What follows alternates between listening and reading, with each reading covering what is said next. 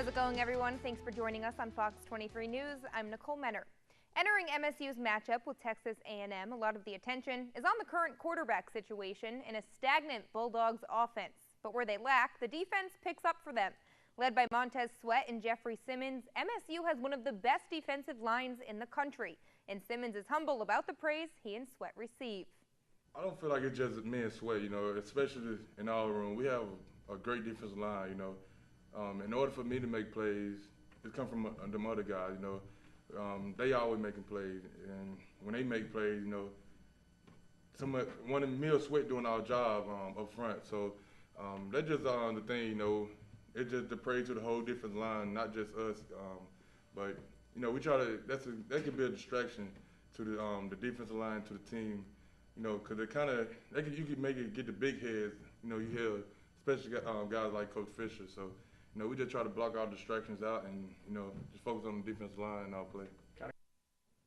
Eli Apple went from a last-place team to a first-place team when the Giants traded him to the Saints earlier this week. While the cornerback had a rocky 2017 season in New York, the Saints were in need of some help on the defensive end. The team ranks 28th in passing yards allowed per game and lost their veteran cornerback Patrick Robinson last month. So for now, Apple kind of seems to be the right solution, and he spoke about the opportunity to be playing in New Orleans.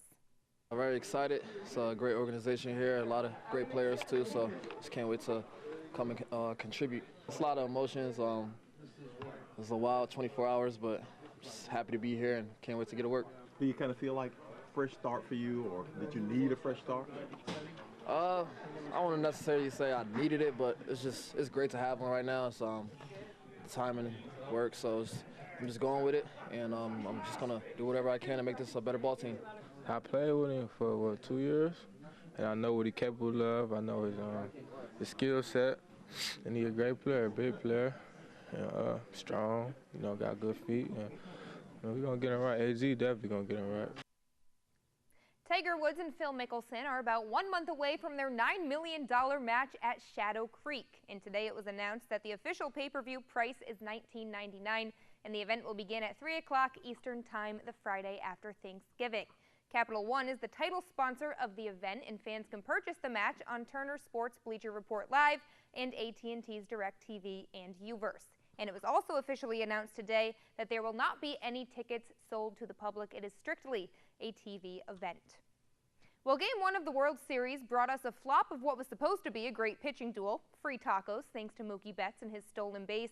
And a reminder that the Boston Red Sox won 108 games during the regular season for a reason.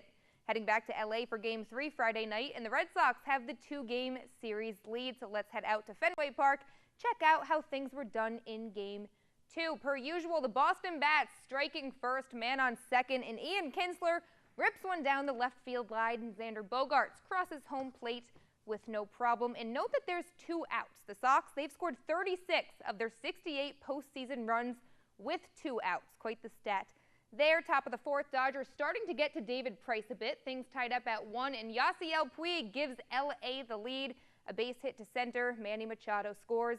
It was 2-1 Dodgers. But of course we have to show you this catch, because the Red Sox outfield is just a nightmare for other teams. Andrew Benintendi going Air Jordan to rob Brian Dozier. You really can't make a prettier catch than that. It may or may not be. My new phone background with the AL East standings in the background, it was just perfect. But of course the Red Sox, they don't like not having the lead. Tied at 2, bases loaded for JD Martinez, and that was all they needed. And of course, 2 outs for that RBI. A 4-2 lead. That would be your final score as the Red Sox head back to LA with the 2-0 series lead, Game 3 tomorrow night. I'm sorry, that's me playing. He's just lame. not. He's not. That's what your Yankees are doing right now, Mark. Yeah, they probably Dead are. to sleep. Taking a nice just like nap the and Dodgers are doing. Yeah, Dodgers. I mean, I could have, getting past the Astros and Yankees was the hard part for sure. Indeed. But hey, 3 games in LA, you'll never know. You never know. Yep, and the weather, they're going to be more comfortable in that weather. So. The Dodgers were complaining about the cold at Fenway. So. Yeah.